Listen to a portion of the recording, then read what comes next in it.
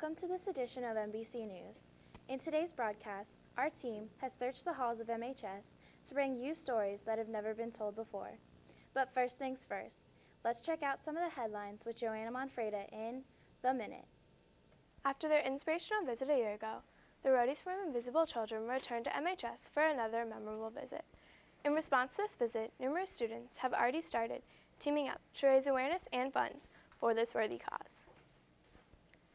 It's that time of year again when students and some staff at Mason are throwing away their razors and getting furry for a month of No Shave November. In an attempt to bring attention to the homeless in Southwest Ohio, these no shavers hope to generate money and basic personal care necessities for them. In case you missed it, Key Club recently teamed up with the speech and debate team in the fight against drugs. The speech and debaters helped smash out drugs at the Mason Sycamore football game by letting students smash a car. This smashing event helped raise money for the speech and debate team. Not only is today the final broadcast of the first trimester, but it's also a pretty noteworthy day for one of our newest assistant principals. Today is Miss Center's birthday. She's been keeping her age top secret, but some of our curious journalists have dug up a lead. So, happy 25th birthday, Miss Center, from the MBC crew. Now back to Brandy at the anchor desk for more stories on students making the news here in Comic Country. As the weather changes, runny noses and scratchy throats become more and more common. But what we may not realize is that by high-fiving our friends in the hallway, we spread billions of germs with one touch. Alex Yelling ventured where some may not feel comfortable going to bring us the story.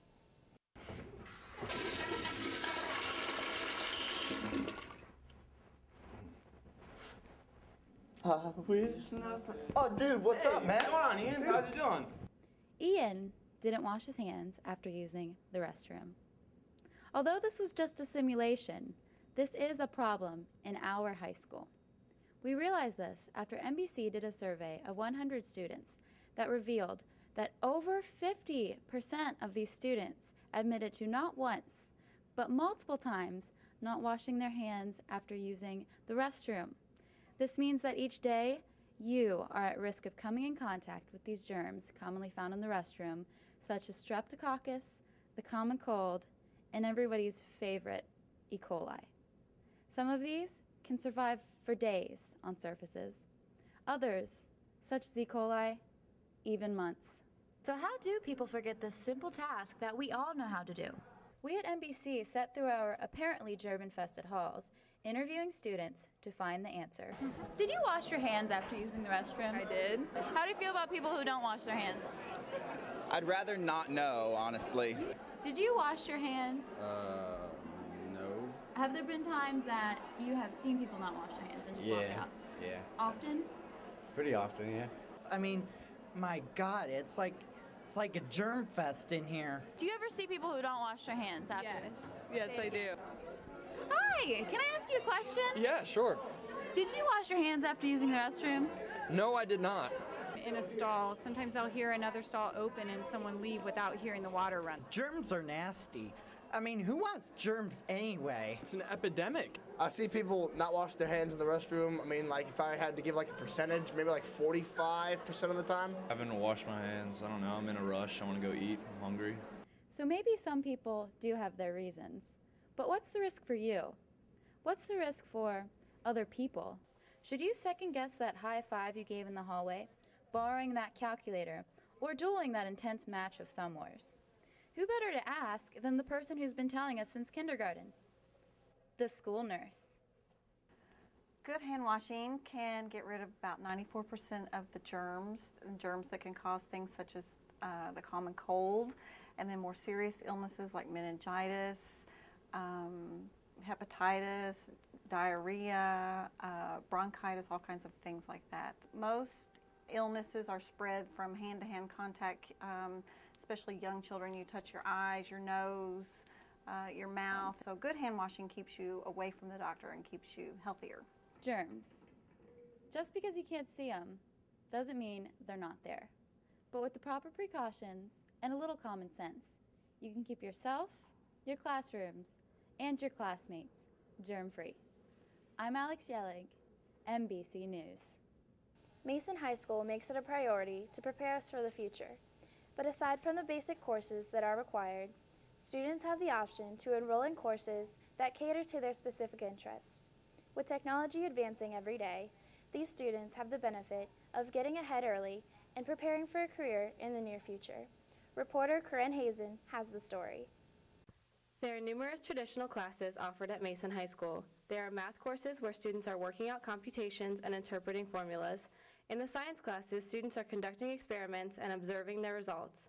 In the history courses, students listen to lectures and study the moments in history that have shaped our modern-day society. And of course, in English classes, students are reading novels and writing essays. But MHS offers several non-traditional courses, and here, tucked away in the corners of B1, is a program that offers some of the most cutting-edge, real-world technology, and its participants are often able to embark upon professional careers right out of high school.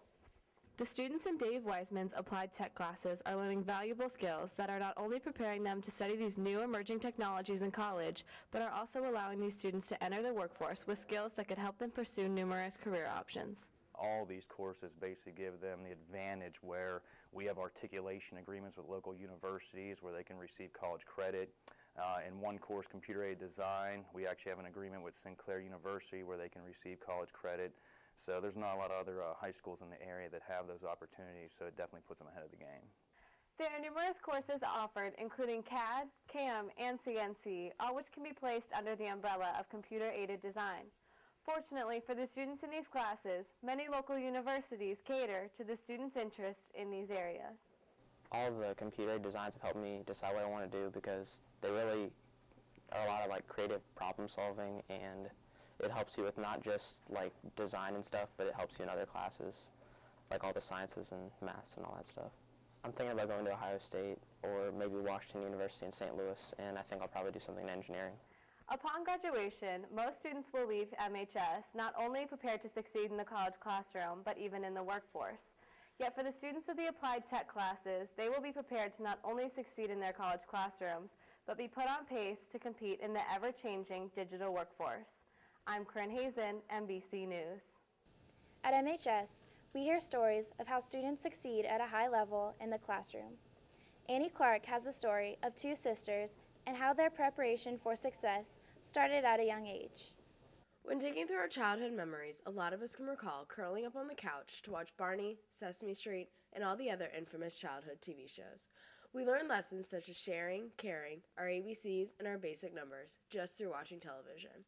But for sisters, Lynn and Katie Lips, the development of these skills came in a much more hands-on type of scenario. The sisters were subjected to do more fundamental activities such as playing outside, reading books, and writing essays. Television in the Lips household was not an activity that they partook in, and for a good reason.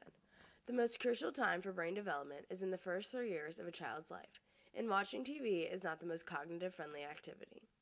AP psychology teacher Paul Reedy has read information and studies that has proven this fact to be true. There was just an article in the Enquirer, I think yesterday, about urging children younger than 3, their parents, to not watch TV, and that it does help with brain development if you don't become glued to the TV. So I think there is some research that indicates it's favorable to not be watching TV at a young age. I think common sense needs to prevail. You should limit time. I don't know what specific research would say, but I think it's common sense that you don't want to overdo something like television because there's better cognitive activities that young children can be provided. As children, we're impressionable. We mock the attitudes and mannerisms being put on around us. Senior Lynn Lips was one of those impressionable children, which is one of the many reasons she could not watch TV, and she fell in love with books instead. I don't think they wanted us watching TV because when we were younger, we were really impressionable, and we used to watch Arthur all the time, and my parents didn't want us to watch Arthur because DW was a little brat, and we all started acting like her, and so they said we weren't allowed to watch that show anymore. So they told us that watching TV isn't important, and you need to be who you are based on who you are, not because you see someone on TV acting that way. When I was younger, instead of watching TV, I used to read books all the time. I was a little nerd, and I always carried around books with me, and I just read everything all the time. And I'd never watched TV. I just didn't even know I could. Junior Katie Lips, who excels in the realm of the arts, is thankful for the lack of TV because of the time it allots her for studying and working on her passion. I think it's better that I don't have cable because I can come home and start working on my homework because I have so much all the time. And then drawing homework, like it takes longer than any other class I have because you actually have to spend time like sitting there doing it for so long, like hours and hours. I think that not watching TV when I was little might have added to me being so artistic because like I can spend so much time just sitting there drawing or painting or doing whatever I want to do. Sometimes the Lip sisters miss out on pop culture, but if they really care enough, it's only a click away. I feel like I miss out on a lot sometimes when like the Kardashian wedding's on and I don't get to watch it, but anything that I really care about, they always have them online so I can just watch them or go to my friend's house and see them too. I definitely feel like I miss out on like Jersey Shore and stuff when everyone's talking about it the next day and they all have all these like new inside jokes from the show, but I don't feel like I'm missing out on too much because in the long run it doesn't really matter what happened on the show last night. It's not a big deal. The Lip sisters may not recall watching extensive hours of TV as children, more so as they do the books they read, the paintings they painted, and the bonds they strengthened as sisters. Their childhood may have been slightly altered, but this could have led to their outstanding academic and artistic success. I'm Annie Clark, NBC News. Missed the latest news update? Need to know the latest school info? Need sports results? Are there too many clubs to keep track of? You can get photos from the game, web exclusives, NBC extras, and past editions of the Chronicle